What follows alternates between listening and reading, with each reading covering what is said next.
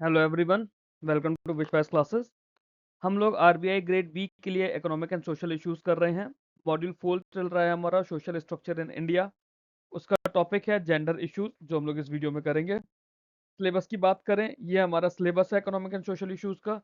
Growth and development module 1 हम लोग कर चुके हैं।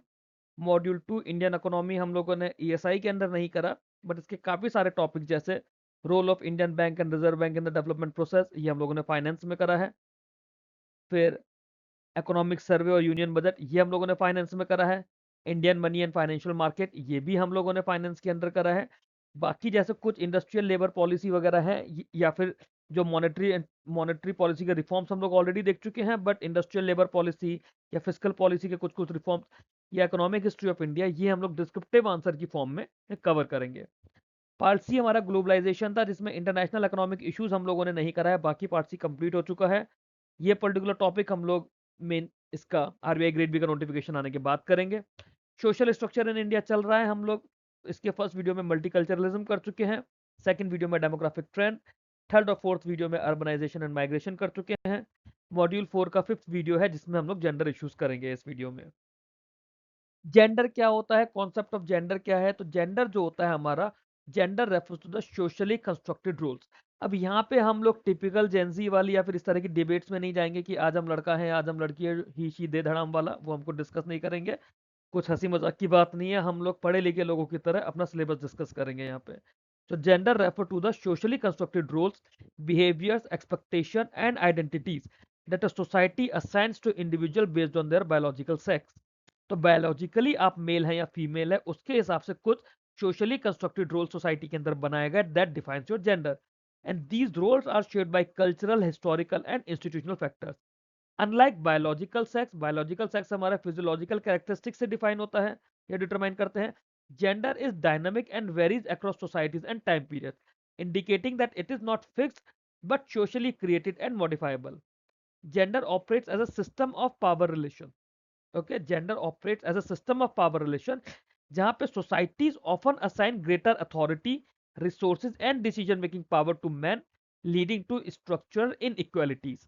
अब क्योंकि सोसाइटी हमारी मेल डोमिनेटेड सोसाइटीज है, तो सोसाइटी ने हमेशा ग्रेटर अथॉरिटी, रिसोर्सेज या डिसीजन मेकिंग पावर मैन को दी है, जिसकी वजह से स्ट्रक्चरल इनइक्वालिटीज बन गई हैं। Now we are living in India, जहां पे हमारी फाइनेंस मिनिस्टर विमेन है, जहां पे हमारे देश के महामहिम राष्ट्रपति जो प्रेसिडेंट है हमारे, वो भी फीमेल है। तो अब हमें ये स्ट्रक्चरल इनइक्वालिटीज का कॉन्सेप्ट अपने मन से हटाना पड़ेगा। We are living in the era of equality, inequality अब नहीं चलती है। इंडियन कॉन्टेक्स्ट की हम लोग बात करें तो gender roles have traditionally been influenced by patriarchal norms, क्योंकि हम लोग पैट्रियार्की सोसाइटी में रहे इंडिया में हमेशा से, where men are viewed as breadwinners and women are expected to perform unpaid domestic and caregiving roles। But अब ऐसा नहीं हो रहा है। Keeping aside the blue drum वाले जोक्स, अब विमेन भी उतना ही ज्यादा मेहनत कर रही हैं। इनफैक्ट विमेन मेल्स के कंपेरेटिवली ज्यादा मेहनत करती हैं, क्योंकि वो अपनी जॉब्स के साथ साथ अपना घर भी बेटर वे में देख लेती हैं। हम लोगों को तो कुछ नहीं है, ऑफिस से आए, वाइफ को बोल दिया कि चाय बना दो, मम्मी को बोल दिया चाय बना दो, और हमें चाय मिल जाएगी। But our female counterparts are giving their best during the day in their office, और वापस घर आके they are taking care of the home responsibilities as well. तो women are actually the new warriors. Gender is not limited to male and female categories, but it is increasingly understood as a spectrum incorporating diverse identities and expression। ठीक है, अब सिर्फ mail और female नहीं रह गया, अब एक स्पेक्ट्रम बन गया है, डाइवर्स आइडेंटिटीज आने लग गई है जेंडर के कॉन्सेप्ट के अंदर भी। जेंडर इनइक्वालिटी इंडिया में बहुत ज्यादा है। क्यों? जेंडर इनइक्वालिटी इन इंडिया ये किस लिए है? क्योंकि जो मैन एंड वुमेन के बीच में सिस्टमिक और स्ट्रक्चरल डिस्पैरिटीज हम लोगों ने क्रिएट करी हुई हैं, whether it is related to opportunities, resources, rights across social, economical and political domains. Deeply rooted patriarchal और सोशल स्ट्रक्चर्स के अंदर मेल डोमिनेंस को हमेशा से प्रायोरिटीज दी गई है, फैमिली में, इकोनॉमी में और गवर्नेंस में। इसकी वजह से वुमेन्स की ऑटोनॉमी और पार्टिसिपेशन हमेशा से लिमिटेड रहा। जेंडर इनइक्वालिटी की वजह से और क्या हुआ? It is manifested in multiple dimension simultaneously, जिसकी वजह से एक मल्टी डायमेंशनल इशू है rather than single sector problem. For example, family में, इकोनॉमी में, गवर्नेंस में, इकोनॉमी में भी आप जाओगे तो सर्विस सेक्टर में, लेबर में, डिफेंस में रिसेंटली विमेन्स आनी शुरू हुई हैं। तो इस तरह से एक मल्टी सेक्टोरल इशू है ये। इकोनॉमिक डायमेंशन में अगर हम लोग देखते हैं, इकोनॉमिक डायमेंशन की बात करें तो women's participation in the labour force ये अभी भी बहुत कम है। reflecting barriers such as lack of opportunities, safety concern and social norms restricting mobility. For example मैं आप लोगों को एक छोटा सा एग्जाम्पल देता हूँ। हम में से काफी सारे लड़के प्राइवेट जॉब कर सकते हैं चाहे तो, और करते भी हैं। मेरे पास टेलीग्राम में काफी सारी मेरी फीमेल स्टूडेंट्स और मेंटीज ऐसी हैं जिन्हें गवर्नमेंट जॉब इसलिए करनी है क्योंकि पेरेंट्स उन्हें प्राइवेट जॉब नहीं करने देंगे। तो ये क्या हुआ, उनका पार्टिसिपेशन उन्हें लेबर फोर्स में से हटा दिया। Even when employed women are often concentrated in informal low paying and insecure jobs, जिसकी वजह से उनका इकोनॉमिक एम्पावरमेंट भी लिमिटेड रहता है। The persistence of gender veg gap, ये भी डिस्क्रिमिनेशन बताता है, discrimination in remuneration for similar work. Loss के अकॉर्डिंगली तो अब ऐसा डिस्क्रिमिनेशन नहीं होना चाहिए, बट इनफॉर्मल सेक्टर में ये सारे लॉस काम नहीं करते।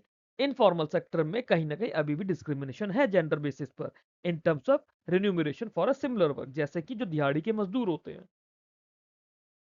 सोशल डायमेंशन की बात करें, women face discrimination in areas such as nutrition, education and intra-household resources allocation, often receiving fewer resources than male members. For example, एक घर में मदर है, फादर है, बेटा है, बेटी है। मदर बेटी को साथ में किचन में लगा लेंगे कि तुम बर्तन दो, चाहे बेटा बैठ के टीवी देख रहा हो या फिर बेटा बाहर खेल रहा हो, अपने दोस्तों से फोन पे बात कर रहा हो। बर्तन धोने के लिए ऐसा नहीं, ऐसा बहुत रेयर होगा कि मदर अपने बेटे को बोले कि बेटा तुम आके बर्तन दो और लड़की घर में आराम कर पाए। ये बहुत रेयर और मतलब बहुत रेयर और सरप्राइजिंग होगा और ऐसा कहीं देखने के लिए मिलता है तो। अदरवाइज मेजोरिटी एरियाज में अभी भी यही है कि लड़की है तो लड़की को किचन के काम में लगा लो, चाहे लड़का खाली बैठा रहे। लड़के को किचन के काम में लगा के लड़की को खाली नहीं बिठा पाते। तो ये intra house hold resource allocation के बीच में भी डिस्क्रिमिनेशन होने लग जाता है। फिर प्रैक्टिसेस होती है, जैसे हमारी एंशिएंट प्रैक्टिसेस चली आ रही है कि हमें लड़का चाहिए, लड़की नहीं चाहिए। इसकी वजह से हमारे स्क्यूड सेक्स रेशियोज भी चल रहे हैं। जेंडर बेस्ड वायलेंस होती है, डोमेस्टिक वायलेंस, हैरेसमेंट। ये डीप रूटेड सोशल इनइक्वालिटीज हैं जो भले हम एक्सेप्ट ना करना चाहें बट हमारी सोसाइटी का पार्ट अभी भी बना हुआ है। हेल्थ डायमेंशन की बात करें तो women often experience limited access to health care services. Health care services उन्हें ढंग से नहीं मिल पाती, स्पेशली रूरल एरियाज में, जिसकी वजह से पुअर हेल्थ आउटकम्स होते हैं। मेल न्यूट्रिशन बहुत ज़्यादा होता है, अनीमिया बहुत ज़्यादा है विमेन में, जो हमें बताता है कि जेंडर बेस्ड नेग्लेक्ट मिल रहा है न्यूट्रिशन के अंदर। मैटरनल हेल्थ आज भी कंसर्न्स है, reflecting gaps in health care infrastructure and awareness. क्योंकि मैटरनल हेल्थ अगर आज भी इतना बड़ा इशू बना हुआ है, हमारे पास आज भी प्रॉपर नहीं है, दैट मीन्स हमारे हेल्थ केयर इंफ्रास्ट्रक्चर और हेल्थ केयर अवेयरनेस में अभी भी कहीं ना कहीं पर गैप्स हैं। पॉलिटिकल डायमेंशन में अगर बात करें हम लोग जेंडर बेस्ड डिस्क्रिमिनेशन की, women representation in political institutions remains relatively low, limiting their participation in decision making process. Although there is reservation in local governance, जैसे पंचायती राज इंस्टीट्यूशंस में हो, बट स्टिल इफेक्टिव एम्पावरमेंट इसका अभी भी पूरी तरह से नहीं है, अभी भी ये इवॉल्व हो रहा है। स्ट्रक्चरल नेचर ऑफ इनइक्वालिटी क्या है? जेंडर इनइक्वालिटी जो इंडिया में है, ये सिर्फ और सिर्फ इंडिविजुअल इशू नहीं है बट पूरे सिस्टमेटिक इशू है, जो कि इंस्टीट्यूशंस, कल्चर और इकोनॉमिक स्ट्रक्चर के अंदर डीप रूटेड है, एम्बेडेड है। क्यों? क्योंकि हम लोग पैट्रियार्कल सोसाइटी का पार्ट रहे हैं। It creates a cycle where limited access to education leads to poor employment opportunities. अगर एक नॉर्मल मिडिल क्लास फैमिली है जिनके पास बहुत ज्यादा, सॉरी, एक normal lower middle class family है, उनके पास एक लड़का है, एक लड़की है, उन्हें ऐसा लगता है कि लड़के को इंजीनियरिंग करा दो, भले ही लड़की को बीए करवा दो आप। Now I am not condemning any education, BA is also a good education अगर ढंग से करी जाए, बट देन वो रेगुलर कॉलेज नहीं जाएगी, उसे डिस्टेंस मोड से करा दो, उसे घर बैठा के करा दो। ये अभी भी इंडिया में बहुत सारी जगह पर हो रहा है, क्योंकि मैंने देखी है ऐसी चीजें। बहुत बड़े लेवल पर नहीं देखी बट छोटे से लेवल पर जरूर ऐसा मैंने डिस्क्रिमिनेशन खुद से देखा है अपने घर के आसपास, which in turn reinforces economic dependence and social subordination. Addressing gender inequality requires multi-sectoral interventions, including education, legal reforms, economic opportunities, and social awareness. हमें एजुकेशन की जरूरत है, लीगल रिफॉर्म्स होने चाहिए, इकोनॉमिक अपॉर्चुनिटीज देनी पड़ेंगी और सोशल अवेयरनेस जरूरी है, तभी हम मल्टी सेक्टोरल इंटरवेंशन करके इन जेंडर इनइक्वालिटीज की चीजों को एड्रेस कर पाएंगे, अदरवाइज नहीं कर पाएंगे। की indicators of gender inequality, gender inequality को हम लोग किन चीजों में देखते हैं? जैसे sex ratio and child sex ratio. Sex ratio क्या होता है? नंबर ऑफ फीमेल्स पर 1000 मेल्स। ये क्रिटिकल इंडिकेटर है जेंडर बैलेंस के अंदर पॉपुलेशन। पिछले सेंसस में देखा गया था कि हरियाणा का सेक्स रेशियो बहुत ज्यादा बुरा था और केरला का काफी अच्छा था ना। ओवर द ईयर्स हरियाणा का इंप्रूव हुआ है। अब जब नया सेंसस आएगा उसके अंदर पता चलेगा कि कौन सी स्टेट ने कैसा परफॉर्म करा है। सेक्स रेशियो डिक्लाइन हो रहा है, that means it reflects the prevalence of son preference and practices like sex selective abortion, indicating deep rooted gender bias। जैसे पहले भ्रूण हत्या बहुत होती थी, है ना, फीमेल फिटोसाइड होता था पहले, जो कि एक्चुअली में बहुत ज्यादा गलत प्रैक्टिस थी। It has long term consequences such as demographic imbalance, social instability and increase crime against women. Female literacy rate, female literacy rate से भी हमें पता चलता है, it indicates the level of access to education among women which is a key determinant of empowerment. अगर आप educated हो तभी आप एम्पावर हो पाओगे, मतलब तब एम्पावरमेंट होने के चांसेस आपके और बेटर होंगे। Lower literacy rate among women are associated with limited employment opportunities, poor health outcomes and reduced participation in decision making. Improving female education से क्या होगा, मल्टीप्लायर इफेक्ट्स होंगे फैमिली वेलफेयर पर भी, चाइल्ड हेल्थ पर भी और इकोनॉमिक डेवलपमेंट में भी। So female education is also needed. Female labor force participation rate, FLP, FLFPR. ये क्या होता है? It is the proportion of women engaged in economic activities and reflect their economic empowerment and independence.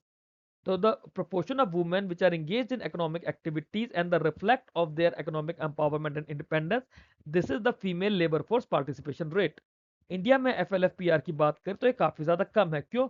Social norms, unpaid care work, safety concerns, lack of suitable employment opportunities, इन सब की वजह से female labour force का participation कम है। Low participation की वजह से क्या होता है?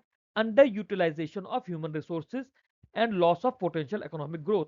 जैसे अगर हम हमारे पेरेंट्स की जनरेशन में जाए तो हमारी मदर्स की, एल्डर सिस्टर्स की, आंटियों की बहुत सारी ऐसी लेबर फोर्स है जो एक्चुअली में जॉब करना चाहते थे, बट देन ससुराल वालों ने करने नहीं दिया, इन लॉज ने करने नहीं दिया, बच्चों को देखते रहे इसलिए जॉब नहीं कर पाए, इस तरह के इश्यूज आते रहे, and this resulted into underutilization of human resources.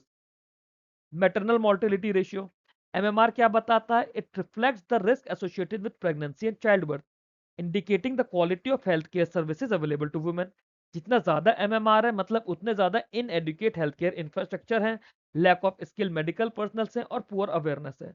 Reduction in MMR, it is one of the key indicators of improved health care access and gender sensitive policy. India में एमएमआर काफी कम हुआ है। जैसे जैसे अलग अलग रिपोर्ट्स आती जाएंगी हम करंट अफेयर्स के थ्रू इन टॉपिक्स को करते चले जाएंगे। Gender veg gap, gender veg gap के अंदर क्या होता है? It represent the difference in earning between man and women for similar work, highlighting economic inequality. जैसे इनफॉर्मल सेक्टर के अंदर ये चीज ज्यादा है, और ये ऐसा क्यों होता है? Due to occupational segregation, discrimination and lower bargaining power of women. Reducing the wage gap is essential for achieving economic justice and inclusive growth. Political representation. This level of women representation in legislature and governance reflect their role in decision making and policy formulation. जितना ज्यादा participation होगा उतने ज्यादा gender sensitive policies बन पाएंगी और inclusive governance outcomes आएंगे। Now despite improvement at local level, representation at higher level remains limited. ये चैलेंज है। ग्लोबल इंडेक्सेस की बात करें तो जेंडर इनइक्वालिटी इंडेक्स आता है। It measure disparity in reproductive health, empowerment and labour force participation. Global gender gap index आता है। It evaluates gaps in economic participation, economic health and political empowerment. ये जो इंडेक्सेस है ये इंडिया की performance को ग्लोबली आइडेंटिफाई कंपेयर करती हैं, एंड देन पॉलिसी इंटरवेंशन के कौन से एरियाज हैं उन एरियाज को आइडेंटिफाई करते हैं। तो जैसे जैसे ये रिपोर्ट्स आती जाएंगी हम लोग इन चीज को अपने करंट अफेयर्स के साथ करते जाएंगे। ओके। जेंडर इनइक्वालिटी के कॉजेज क्या क्या है? बहुत सारे कॉजेज हैं। जैसे सोशो कल्चरल कॉजेज हैं, डीप रूटेड कल्चरल नॉर्म्स जो हैं कि बेटा चाहिए बेटी नहीं चाहिए, है ना, मेल चिल्ड्रन को ज्यादा वैल्यू दिया जाती है due to their economic, social and religious reasons. इस प्रैक्टिसेस की वजह से और सेक्स सेलेक्टिव अबॉर्शंस होते थे, गर्ल चाइल्ड को नेग्लेक्ट किया जाता है जिसकी वजह से स्क्यूड सेक्स रेशियो बनते हैं। ये वो सोशो कल्चरल कॉजेज हैं जिसकी वजह से जेंडर इनइक्वालिटी और ज्यादा बढ़ती जा रही है। Traditional gender role assigned to women to domestic responsibility and caregiving limit their participation in education and employment. Social practices जैसे डॉरी सिस्टम, अर्ली मैरिज, ये भी जेंडर इक्वलिटी को बढ़ाते हैं by reducing women's autonomy and opportunities. For example, अभी भी बहुत सी जगह ऐसा होता है कि ठीक है शादी हो गई, लड़का जॉब करने के लिए बाहर रह रहा है, बट जो लड़की है वो क्या कर रही है, वो शादी के बाद सिर्फ इन लॉज का ध्यान रख रही है, घर में रह के हस्बैंड के साथ नहीं रह रही है। हस्बैंड महीने में 2 महीने में एक बार आएगा 2 वीकेंड्स पर और फिर चला जाएगा। लड़की क्या कर रही है? लड़की बस ससुराल वालों की केयर कर रही है, उसे जॉब करना अलाउड नहीं है। तो ये इस तरह की जो प्रैक्टिसेस है ये जेंडर इनइक्वालिटी को सोशो कल्चरल कॉजेस के थ्रू बढ़ाई जा रही हैं। Restriction on women's mobility and decision making further limit their access to public spaces and resources. पीछे की मंशा ये कहना कि बाहर रिस्क ज्यादा है, दैट इज ओके, रिस्क है, बट देन रिस्क शुरू होता है आप जब अपने ही घर के लड़कों को ढंग से ट्रीट करना नहीं सिखाओगे अपनी विमेंस को। और एग्जाम्पल कहां से शुरू होता है? जो मेरी सोच यही थी, मेरी नजर में ये था कि जहां पे मैंने आपको लड़के लड़की का एग्जाम्पल दिया कि लड़का खाली बैठा है लड़की किचन का काम कर रही है, वहीं से हम लोगों ने जेंडर बायस अपनी जनरेशन के अंदर इनकलकेट करना शुरू कर दिया है। इकोनॉमिक कॉजेस क्या होते हैं? Women's economic dependence on man reduces their bargaining power within household and society. Limited access to productive resources such as land, credit and technology, ये भी वुमेन्स के इकोनॉमिक पार्टिसिपेशन को restrict करते हैं। Burden of unpaid care work disproportionately falls on women, leaving less time for education and employment. Labor market often exhibit gender bias, resulting in fewer opportunities and lower wages for women. Educational causes क्या हैं?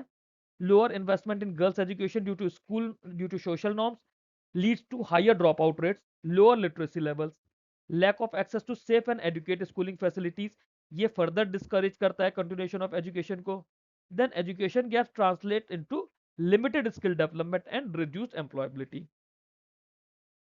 Institutional और legal causes, loss का week implementation होना, policies का कम effective होना, ये भी gender equality को रिजल्ट करता है।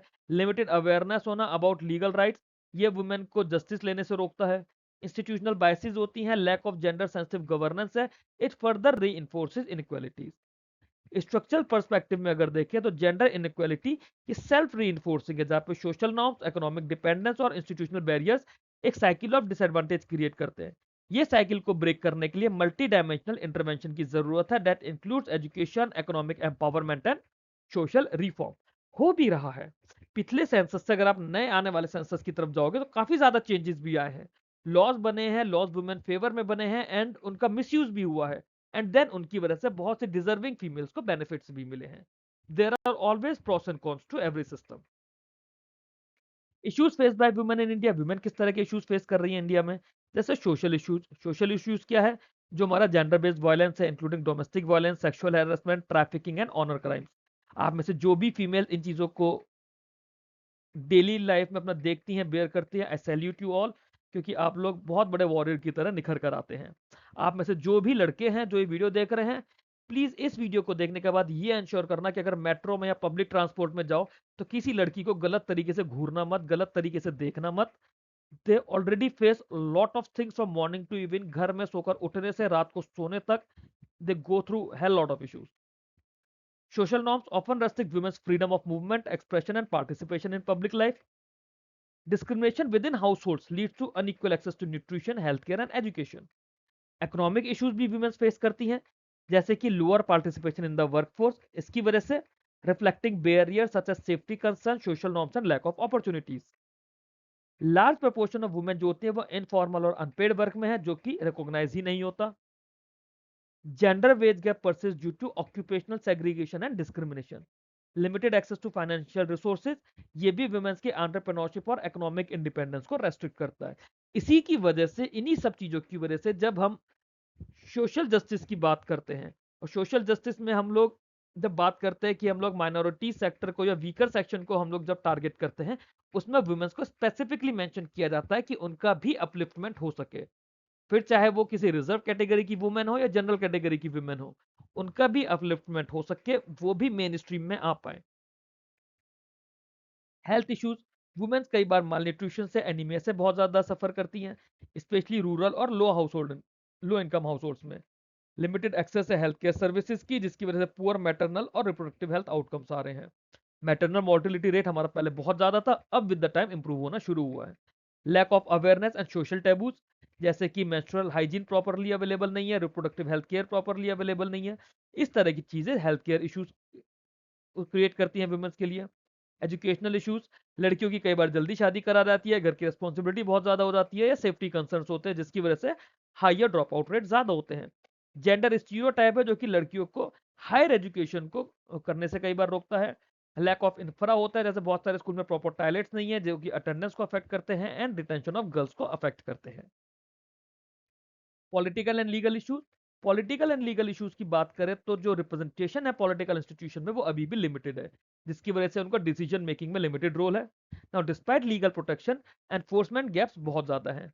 फिर एक इंटरसेक्शनल इश्यूज है। इंटरसेक्शनल इश्यूज में क्या होता है, जो मार्जिनलाइज ग्रुप की वुमेन्स होती हैं, एससीज, एसटी, माइनॉरिटीज या रूरल पुअर, उन्हें वुमेन होने के साथ साथ दूसरे लेयर ऑफ डिस्क्रिमिनेशन भी फेस करना पड़ता है, तो उनकी सिचुएशन और ज्यादा वल्नरेबल होने लगती है। विमेन एम्पावरमेंट की हम लोग जब बात करते हैं, तो women empowerment it is the process of enhancing women's ability to make strategic life choices, access resources and participate equally in society. अब वुमेन एम्पावरमेंट या फेमिनिज्म की हम लोग बात करते हैं, तो एक्चुअल डेफिनेशन तो यही है। मॉडर्न डे डेफिनेशन फेमिनिज्म की क्या होती जा रही है, अब कंपैरिजन होने लग गया कि लड़का कोई काम गलत कर रहा है तो हम लड़की भी गलत काम करेंगे। फॉर एग्जाम्पल, बहुत सी जगह हम लोग अभी भी अल्कोहल ड्रिंकिंग को या स्मोकिंग को गलत मानते हैं। लोग करते हैं, that's their personal choice, but बहुत सी जगह गलत माना जाता है। जब हम उसे गलत मान रहे हैं, हम कह रहे हैं कि लड़का गलत कर रहा है। मॉडर्न डे फेमिनिज्म के अंदर, रादर देन कि लड़कियां उस गलत को दूर करें, they also do this saying कि आप लड़कों को नहीं रोक रहे तो लड़कियों को क्यों रोकना है। फेमिनिज्म इज नॉट अबाउट कि आप गलत को सपोर्ट करो, इट इज अबाउट आप वुमेन का अपलिफ्टमेंट करो to make their strategic life choices, access resources and participate equally in the society. It involves removing barriers that restricts women's social, economic and political participation. This is women empowerment. इसमें economic empowerment है उनका, social empowerment है, political empowerment है। economic empowerment से मतलब है कि उन्हें employment मिले, income मिले, financial services मिले, productive assets वो अपने बना पाए, उनकी independence रहे, decision making बने। social empowerment से मतलब है उन्हें education, health care और social opportunities का part बनाया जाए। पॉलिटिकल एम्पावरमेंट से मतलब है कि उनका गवर्नेंस और डिसीजन मेकिंग प्रोसेस में पार्टिसिपेशन बढ़े। फॉर एग्जांपल, आज हमारी फाइनेंस मिनिस्टर एक लेडी हैं, हमारी कंट्री की प्रेसिडेंट एक लेडी हैं, तो ये उनका पार्टिसिपेशन आ रहा है पॉलिसी मेकिंग के अंदर। इंपॉर्टेंस क्या है वुमेन एम्पावरमेंट का? वुमेन एम्पावरमेंट अगर होता है तो हमारा इकोनॉमिक ग्रोथ होती है by increasing labour force participation and productivity. हमारा फैमिली वेलफेयर बढ़ता है, चाइल्ड हेल्थ अच्छी होती है, एजुकेशनल आउटकम्स अच्छे आते हैं और इंटर जनरेशनल बेनिफिट्स निकल कर आते हैं। Empowered women are more likely to participate in decision making, leading to inclusive and balanced development. Inclusive development, balance development जरूरी है। जब वुमेन वर्कफोर्स का पार्टिसिपेशन आएगा, चाहे इकोनॉमिक डेवलपमेंट में आए, चाहे हमारे प्रोडक्शन में आए, हमारे मैन्युफैक्चरिंग सेक्टर में आए या घर के डिसीजन मेकिंग में आए, तभी चीजें बैलेंस और इंक्लूसिव हो पाएंगी। It is essential for achieving gender equality, social justice and sustainable development goals. SDG वाले वीडियो के अंदर भी हमने वुमेन डेवलपमेंट की बात करी थी, आप लोग याद करिए, हमने करी थी। इसमें सेल्फ हेल्प ग्रुप्स का बहुत इंपॉर्टेंट रोल है, बहुत सिग्निफिकेंट रोल प्ले करते हैं। हम लोगों ने फाइनेंस के वीडियोस में भी देखा है, गवर्नमेंट स्कीम्स के अंदर भी हम लोगों ने देखा कि कैसे सेल्फ हेल्प ग्रुप्स वुमेन के बनाए जा रहे हैं एंड उसके थ्रू जो रूरल वुमेन है उनका अपलिफ्टमेंट किया जा रहा है। फॉर एग्जाम्पल, लखपति दीदी वाली एक स्कीम है, ड्रोन दीदी वाली स्कीम है। वुमेन एम्पावरमेंट को लेकर अभी चैलेंजेस भी बहुत सारे हैं, जैसे अभी भी परसिस्टेंट सोशल नॉर्म्स है, पेट्रियार्की है, ये एम्पावरमेंट इनिशिएटिव्स को लिमिट कर रहे हैं। लैक ऑफ एजुकेशन और स्किल्स, ये वुमेन की access to quality employment opportunities को रेस्ट्रिक्ट करते हैं। सेफ्टी कंसर्न और इनएडुकेट इंफ्रास्ट्रक्चर, ये वुमेन्स की मोबिलिटी एंड पार्टिसिपेशन को हिंडर करते हैं। फॉर एग्जाम्पल, आप यूपी बिहार से हट के दूसरी स्टेट्स में जाओ तो वहां पे कई बार पेरेंट्स को आज भी डर लगता है कि दिल्ली में लड़की नहीं भेजनी, Delhi is unsafe. Safety concern है जिसकी वजह से मोबिलिटी और पार्टिसिपेशन उनका हिंडर होता है। गवर्नमेंट इनिशिएटिव बहुत सारे हैं जेंडर इक्वालिटी से रिलेटेड, जैसे बहुत फेमस इनिशिएटिव बेटी बचाओ बेटी पढ़ाओ अभियान। इसको डिटेल में हम लोग स्कीम्स के थ्रू करेंगे, यहाँ पे हम लोग सिर्फ इसको एक इंट्रोडक्टरी आइडिया ले रहे हैं। ये गवर्नमेंट ऑफ इंडिया की फ्लैगशिप स्कीम है जिसे 2015 में लॉन्च किया गया था। किस लिए लॉन्च किया गया था? To address the issue of declining sex ratio and gender based discrimination against the girl child. इस स्कीम ने मल्टी सेक्टरल अप्रोच ली, involving ministry of women and child development, health and education. इसका focus था कि gender based sex selection को prevent किया जा सके, सर्वाइवल और protection of the girl child and promoting education and participation of girls. This programme emphasizes behavioral change and social awareness campaign targeting deep rooted patriarchal norms। इसका contribution काफी अच्छा रहा। It contributed to improved awareness and gradual improvement in child sex ratio, although regional disparities अभी भी हैं। सुकन्या समृद्धि योजना, सुकन्या समृद्धि योजना मैंने अभी मार्च की गवर्नमेंट स्कीम्स में भी इसका वीडियो आप लोगों को प्रोवाइड किया है। सुकन्या समृद्धि योजना के अंदर एक स्मॉल सेविंग्स स्कीम है जो कि फाइनेंशियल सिक्योरिटी और future planning of the girl child के लिए है। जो पेरेंट्स हैं या गार्जियंस हैं वो बच्ची के नाम पे एक अकाउंट खोलेंगे, हर साल उसमें पैसा डालते रहेंगे। बैंक के इंटरेस्ट रेट से ज्यादा इंटरेस्ट रेट इसमें मिलेगा, टैक्स बेनिफिट इसमें मिलेगा और बच्ची जब बड़ी हो जाएगी तो उसके एजुकेशन या मैरिज एक्सपेंसेस के लिए जो खर्चा है वो खर्चा इसी स्कीम के जोड़े हुए पैसे के थ्रू मिल जाएगा। It promotes financial inclusion and saving habits among the households. Mission शक्ति है। मिशन शक्ति एक अम्ब्रेला प्रोग्राम है जिसमें विमेन सेफ्टी, सिक्योरिटी और एम्पावरमेंट से रिलेटेड वेरियस स्कीम्स को इंटीग्रेट किया गया है। इसके अंदर कंपोनेंट्स है जैसे संबल जो कि सेफ्टी और प्रोटेक्शन के लिए है, सामर्थ्य जो कि एम्पावरमेंट और कैपेसिटी बिल्डिंग के लिए है। Ministry of women and child development की स्कीम्स में इन्हें हम डिटेल में पढ़ेंगे। मिशन शक्ति फर्दर इंस्टीट्यूशनल सपोर्ट प्रोवाइड करता है, हेल्पलाइन, शेल्टर होम्स प्रोवाइड करता है, लीगल असिस्टेंस देता है for women in distress. It aims to create a converged and coordinated framework for addressing gender issues across sector. This is the aim of Mission Shakti. Maternity benefit amendment act है। इसके अंदर क्या है? The maternity benefit amendment act ये paid maternity leave देता है 12 हफ्तों से लेकर 26 हफ्तों तक की for women working in the formal sector. अब इंडिया के अंदर अगर हम लोग बात करें तो इंडिया में 6 मंथ्स की पेड मैटरनिटी लीव मिलती है। 6 मंथ्स की पेड मैटरनिटी लीव मिलती है। It also mandates provision of crash facility in the establishment with specified number of employees.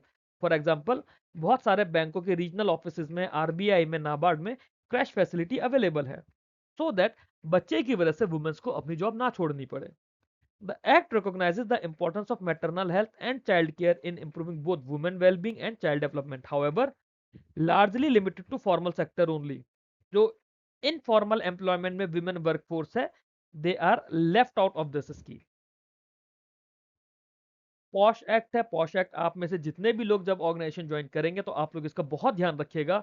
कोई भी ऑर्गेनाइजेशन है, आरबीआई हो गया, कोई बैंक हो गया, नाबार्ड हो गया, इस तरह की जो भी ऑर्गेनाइजेशन है, आपसे कोई गलती होती है काम करने में, कोई फाइनेंशियल मिस्टेक होती है, आपसे पैसे का लॉस होता है, वो सब पेनल्टी लग के या फिर इंक्वायरी करके माफ किया जा सकता है। But posh, this is something जिसपे अगर आप गिल्टी प्रूव हुए तो आपकी कोई माफी नहीं है, आप लोग अपनी जॉब से हाथ धो बैठोगे।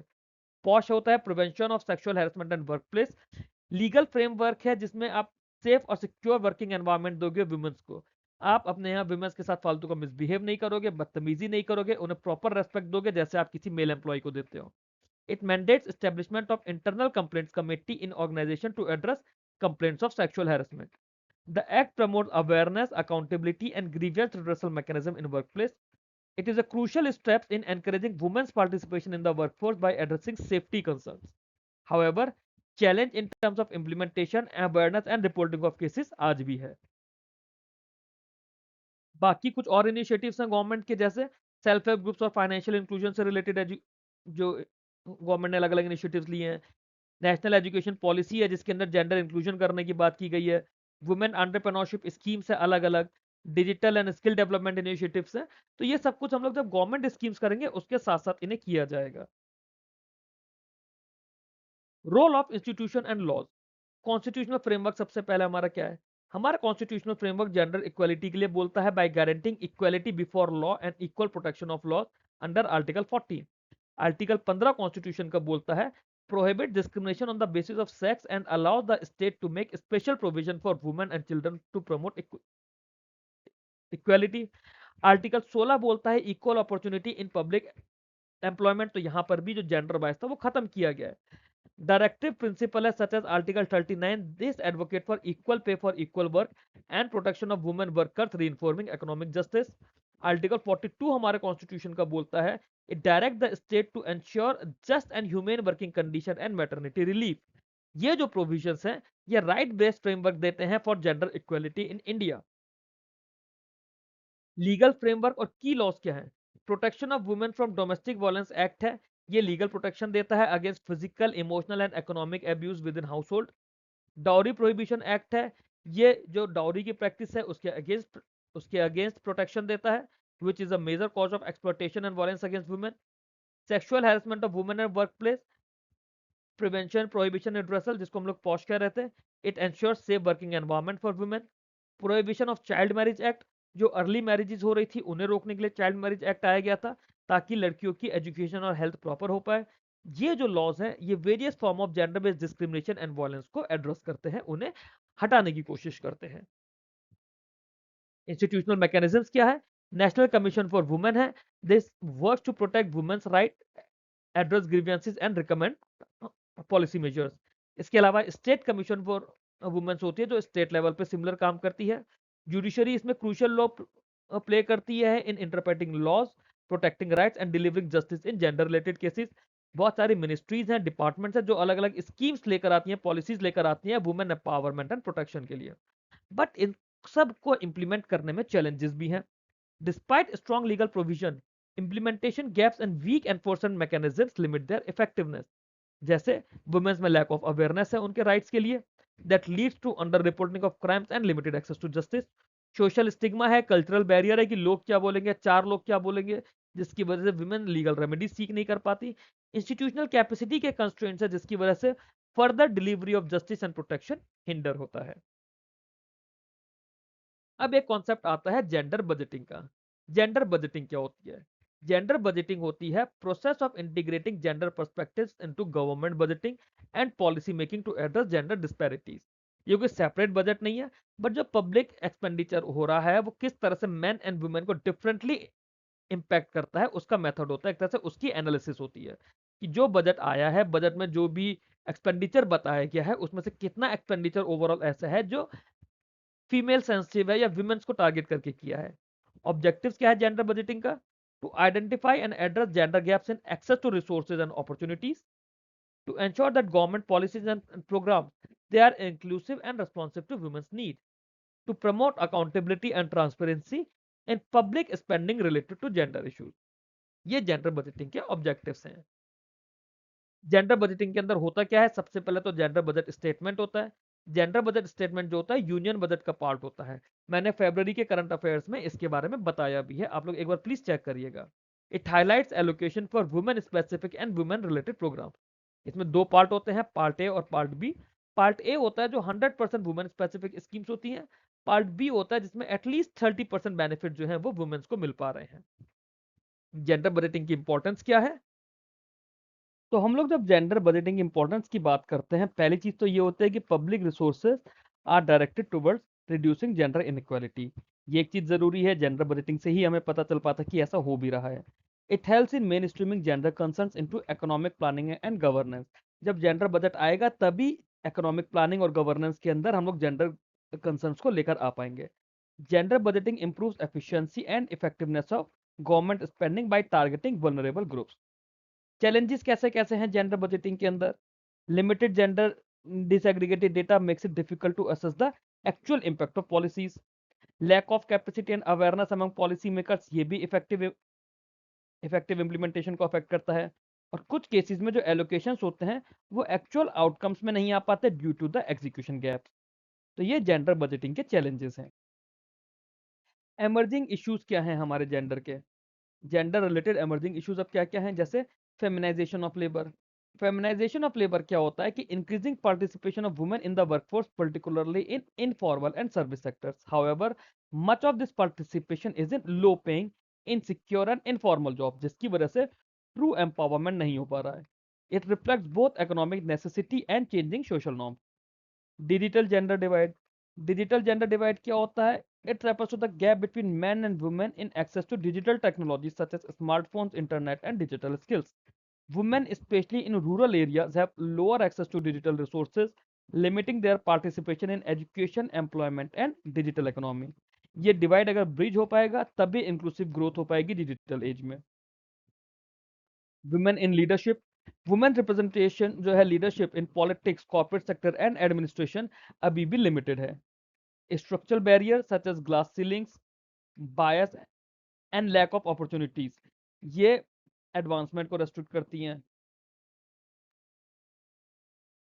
Increasing women's leadership is important for inclusive decision making and governance.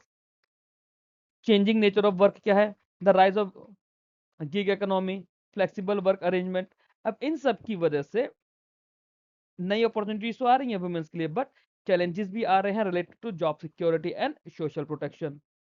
Women often face precarious employment condition in these sectors.